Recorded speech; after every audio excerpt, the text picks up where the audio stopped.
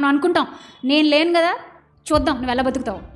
ఎవరు పోయినా ప్రపంచంలో కాలచక్రం ఏమీ ఆగదండి. ఎవరి పనులు వాళ్ళు చేసుకుంటూ ఉంటారు. ఫస్ట్ అది గమనిద్దాం మనం అందరం పర్సనల్గా.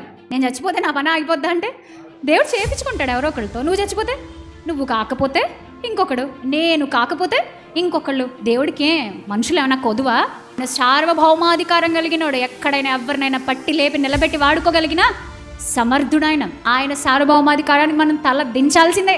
ఆయన అక్షయుడు, అజేయుడు, అసామాన్యుడు. ఆయన అనంతుడు, అమర్త్యుడు.